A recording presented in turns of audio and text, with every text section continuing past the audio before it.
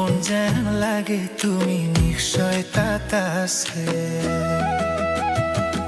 প্ৰথম দৃষ্টিত মই প্ৰেমত পৰিলো, মোৰ হৃদয়ে তোমাক নিজৰ বুলি মানি লৈছিল, তুমিৰ মাজত বাস কৰা। প্ৰথম দৃষ্টিত মই প্ৰেমত পড়ি